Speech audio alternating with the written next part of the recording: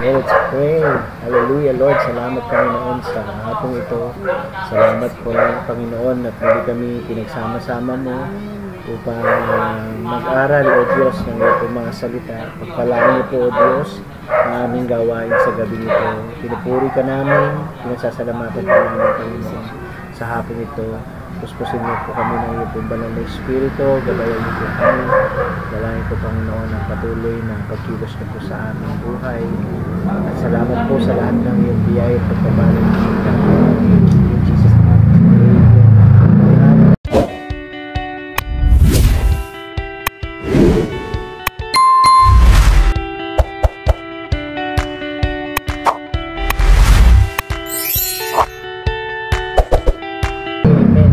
Buksan natin yung Bible natin sa Lucas 4.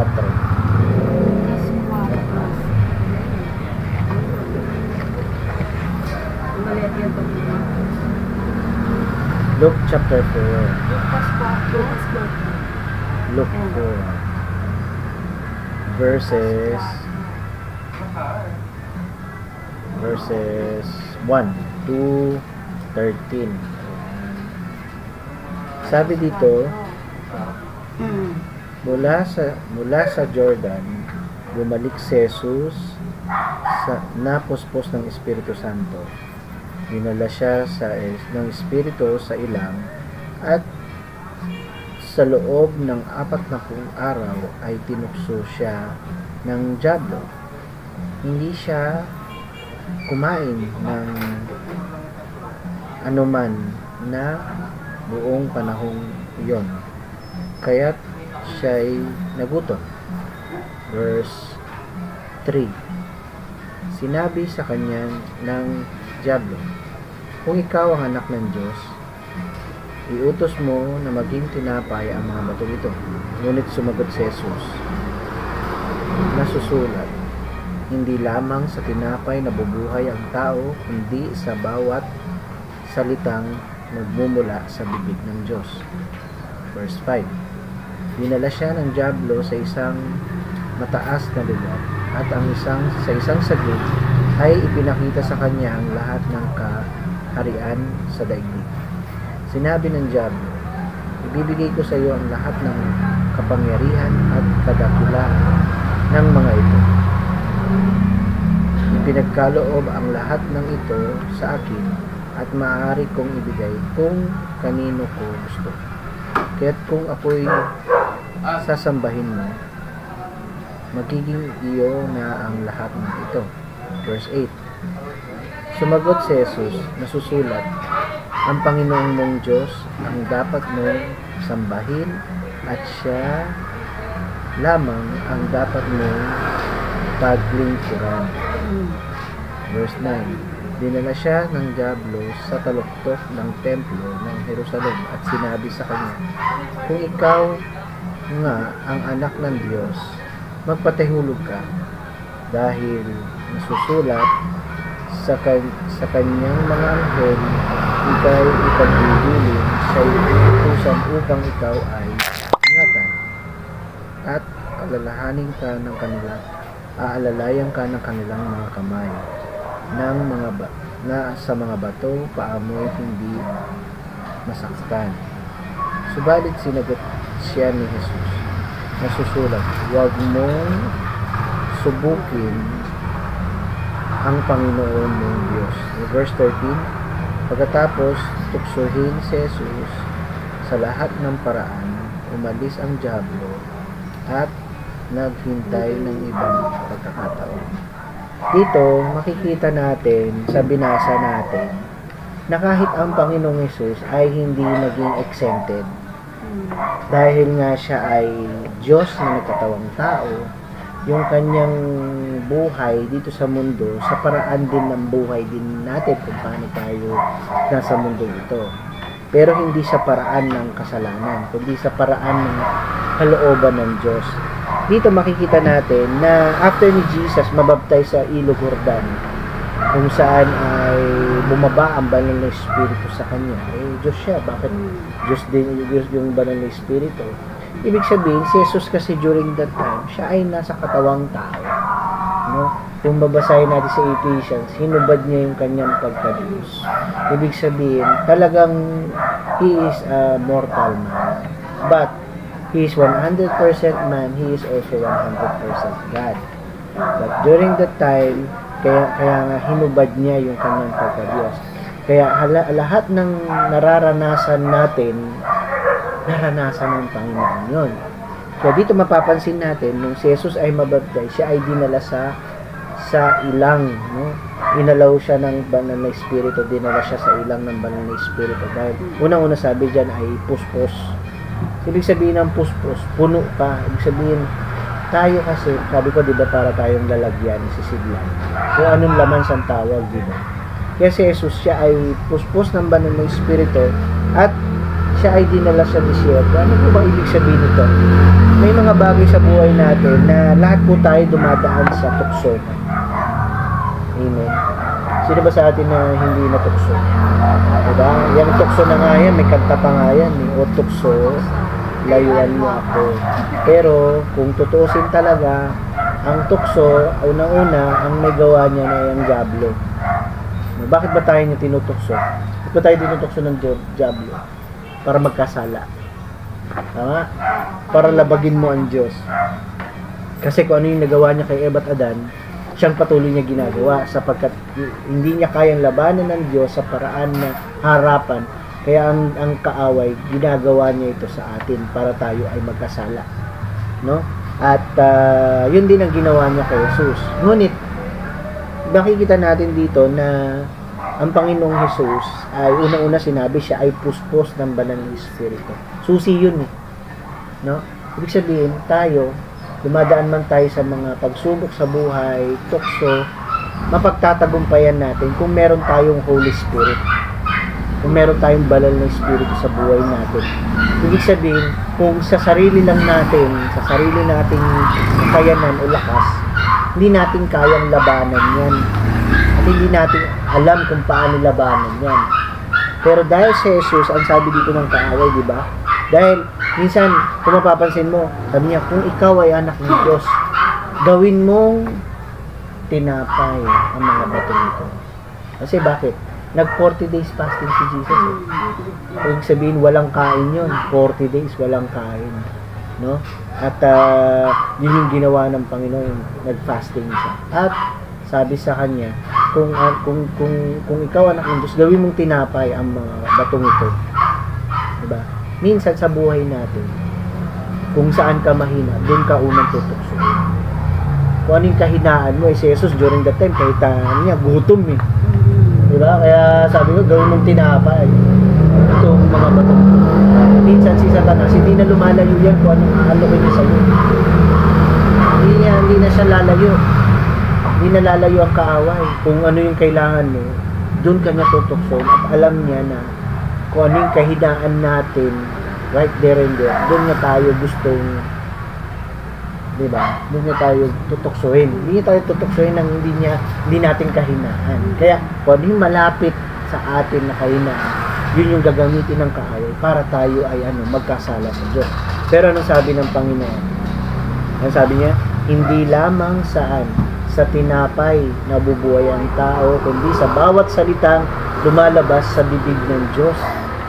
Imagine, ginamit ni Satanas, di ba minsan, ginamit ni Satanas salita ng Diyos eh. Pero ginamit din ni Kristo yung salita din ng Diyos. Ibig sabihin, ang naging, kung ba sa suntukan, may mayroong boxing ring na may gloves. Ganun ang labanan.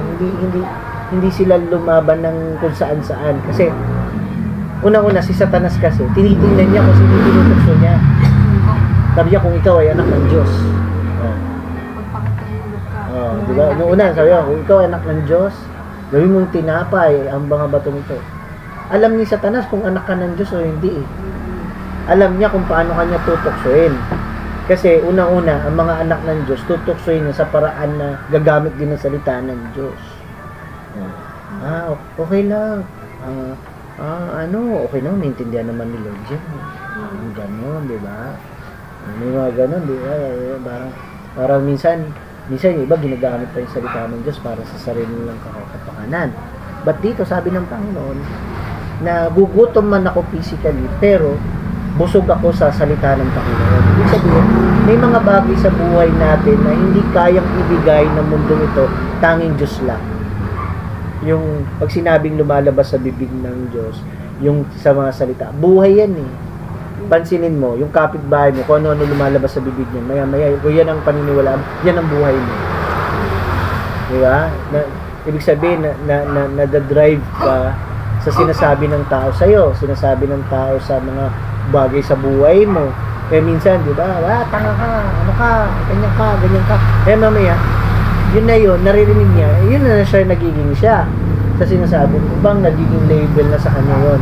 Pero, dahil ikaw ay nasa Panginoon na, syempre, ano man ang sabihin ng kaaway sa buhay mo, yung mga taong nakapaligid sa'yo, hindi ka maapektuhan. Bakit? Kasi nabubuhay ka sa salita ng Diyos. Ibig sabihin, like for example, pag may nararamdaman ka, sabi sa Biblia, sa pamamagitan ng kanyang mga latay na natamo sa krus sa Kalbaryo, halimbawa may sakit ka o may karamdaman ka, sasabihin mo, Lord, sa pamamagitan ng yung ginawa sa krus, sa mga latay, pinagaling mo na ako. Sabi ng mundo, wala kang pera, pero sabi mo naman, God will provide. God will provide, diba? Kasi, ang tukso ng kaaway, mag-alala ka.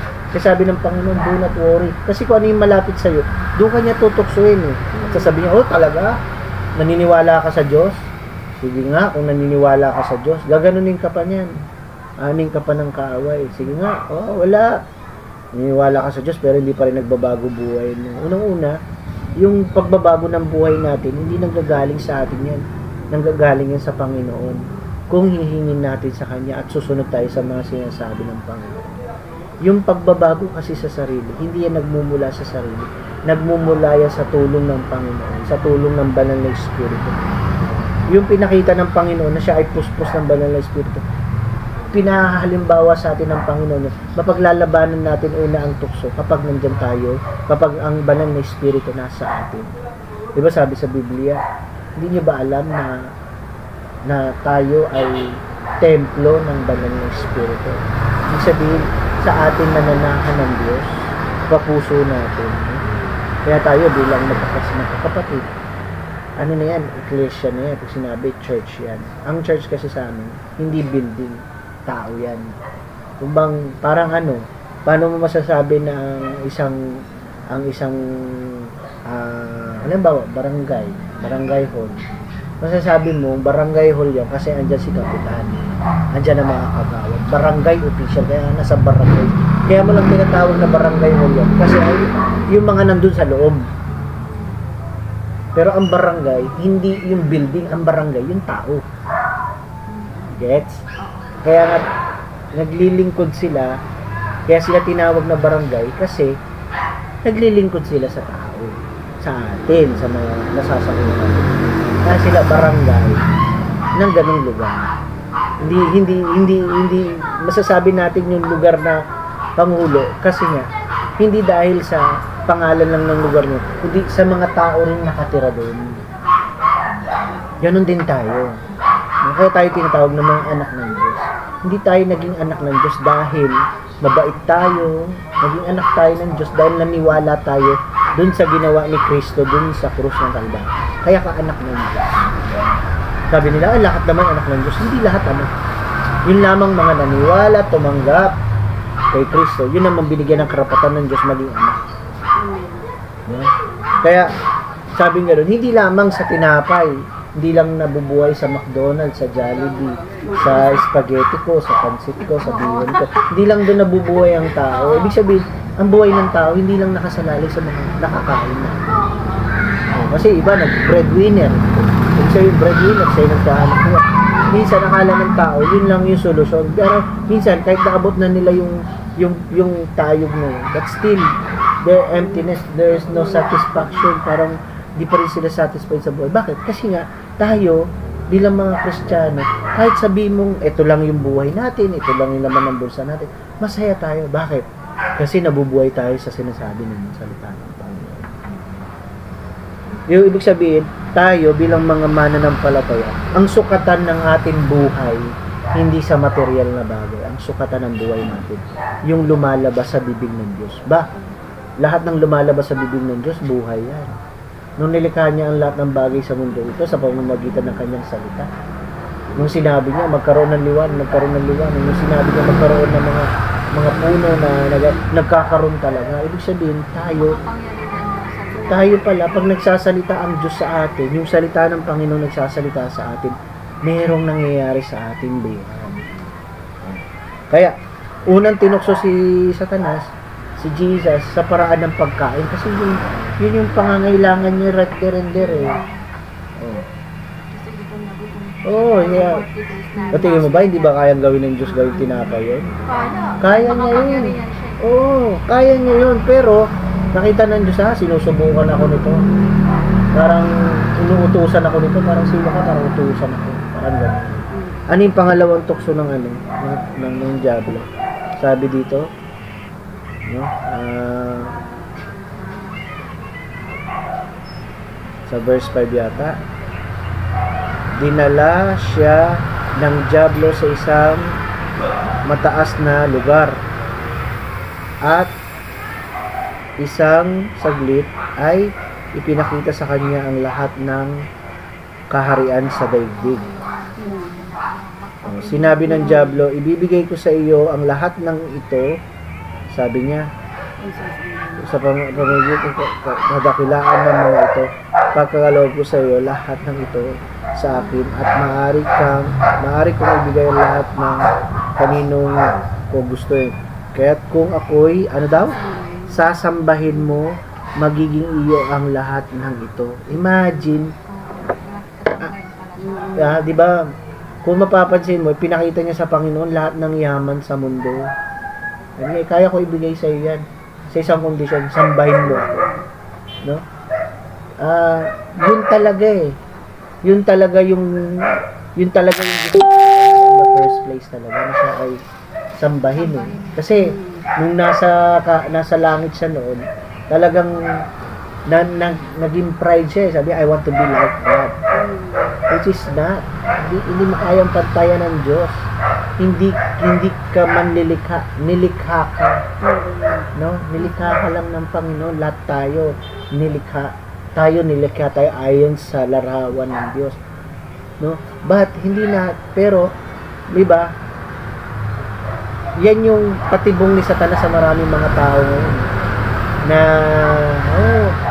kaya nga sabi ng Panginoon, mahirap sa isang mayaman na maligtas. Madali pa sa kanya na madali pa pumasok sa butas ng karayom ang kamelyo. Diba? Sabi niya. Pero ano lang yun, figure of speech lang ni Jesus yun. But ang sinasabi, kasi bakit mahirap sa mayaman na makapasok sa kaharian ng Diyos? Kasi unang-una, naka-attach siya sa kayamanan niya. Oo. Pagkawalay kayamanan, walang saysay ang buhay. Okay, sabi sa kanya ng Panginoon doon sa binatang mayaman, sabi niya, sige, gusto mo sumunod sa akin, ipagbili mo lahat ng kayamanan mo. Yun yung topic natin. Oo, sabi niya, pagbili mo, sabi niya. Nalungkot siya, bakit? Pero sinabi niya, yung sumusunod siya sa kanya magulang, nasabi niya lahat yun. Nagawa ko yan. Kasi nga, hindi naman siya yayaman ng ganun kung hindi niya rin alam yung sinasabi ng Panginoon. Pero one thing na nalungkot siya, sabi kasi ng Panginoon sa kanya, yun yung hinihingi sa kanya. Hindi ko naman sinasabi na pag mayaman ka, hindi ka maliligtas. O pag mahirap ka, maliligtas ka. And during that time, yun ang hinihingi sa kanya ng Panginoon. Hindi masamang maging mayaman. Kasi may mga mayaman sa Biblia, katulad nila Abraham, ni Job. Diba? May mga mayayaman doon. Pero, hindi sila attached sa kayamanan nila. Ibig sabihin, itong taong to talaga, nakita ng Panginoon na masyado siyang naka-attach sa kayamanan niya. Kaya, kadalasan kasi minsan yung hinihingi sa atin ng Panginoon, kung ano yung mas malapit sa'yo, naka-attach. Pagka sinusubukan ka ng Panginoon, Oo, titingnan ng Panginoon tignan niya kung kaya mong ibigay yung kayamanan mo sa mundo. Oo, diba? Una-una. Kasi pag pagsubok ay kaya pala nito. Kaya minsan may mga bagay sa buhay natin, hindi man tayo mayaman. May mga bagay sa buhay naman natin na pinapasurrender sa atin si Lord. Diba? Ano ba yung mga bagay na pinasusuko sa'yo? Minsan pride, minsan unforgiveness. Diba? Yung mga ganun. Minsan yung worriness. Diba yan? Minsan hindi natin mabigay sa Panginoon yan. No? Minsan kasi ang Lord hihingi yan sa atin na mga bagay sa atin na ayaw natin bitawan. Galit. Gusto ng Panginoon, isuko mo yan. Dahil makakasira yan sa'yo. Alam ng Diyos yan. Na yung kasalanan, makakasira sa'yo. Yan ang magiging dahilan para malayo ka sa Panginoon. Pero again, andun pa rin yung biyaya ng Panginoon. Imagine, kaya ni Satanas yan. Yung bagay sa mundo ito, ay ibigay sa'yo yan. Pero ngayon, sino ngayon ang sinasamba mo? Diba, pinagpapalitang alang-alang sa kayamanan, dito ayang-alang sa may mga singers daw, binibigay na nila yung kaluluwa nila. Diba, may mga ganon, diba? Diba? Pero which is, ang kapalit naman nun, grabe. Pero, makikita mo dito, ang sabi ng Panginoon dito, siya lang daw dapat natin sambahin at paglingkuran. Ibig sabihin, Diyos lang. Ang sabi dito ng Panginoon, sabi niya dito, sumagot si Jesus, nasusulat, ang Panginoon mong Diyos ang dapat mong sambahin at siya lamang ang dapat mong paglingkuran. Kaya, kung meron man lang tayo dapat lang sinasamba at pinaglilingkuran, walang iba kundi ang Diyos. Siya lang. Ibig sabihin, walang kaagaw si Lord sa buhay natin. Hindi yung mga bagay sa mundo ito. Kasi, minsan yan yung patibong ni Satanas sa mga tao. Yung kayamanan. Diba? Kung tutusin naman, yung kayamanan naman yan, hindi mo naman madadala yan. Diba? Kaya nga sabi ko sa mga kapatid ko, nagpa-blessing sila ng mga apartment nila. Ba? O titingnan mo ba? Nagpaala sila ng Lord. Pero sabi ko sa kanila, alam nyo ba, darating ang panahon, 50 years from now, hindi na sa inyo yan. Yung pinag-ukulan mo ng buong buhay mo, darating ang panahon, hindi na sa'yo yan. Baka nga iba na rin may-ari niya, baka naibenta na ng anak mo yan, or what, diba? Pero dyan mo binuhos yung buong buhay mo. Diba? Yan yung pinaglingkuran mo. Hindi naman masama yan, but magiging masama yan kapag dyan na nakatuon yung buhay mo, dyan ka na nakadikit. Ibig sabihin, parang dyan na yung, parang, yan na yung sinasamba mo, yan na yung pinaglilingkuran mo. Hindi ka makaalis ang bahay kasi baka pasukan. Hindi ka naman mapakaalis sa bahay mo, halos may second floor na, gusto mo hanggang 5th floor pa. Diba, ibig sabihin, hindi ka na makontento, parang gano'n. So, tama na yun, may bahay ka, may kotse ka, salamat sa Panginoon. Kung payamanin ka ng Panginoon, may dahilan yun, bakit ka sa'yo gusto ng payamanin? Diba? Oo, ibig sabihin, may dahilan, bakit ka pinagyayaman ng Panginoon? Kasi gusto ng Panginoon, magipagpapala ka sa iba, ibig sabihin, nagiging daluyan. Hindi naman sinabing masama maging kayaman, pero sino ba yung pinaglilingkuran mo? Hindi ang kayamanan, kundi ang Panginoon. Sino ba yung sinasamba mo? Hindi yung mga bagay sa buhay natin sa mundong ito. Hindi ang Panginoon. Kaya, una, lust of the eyes, tapos the pride of life,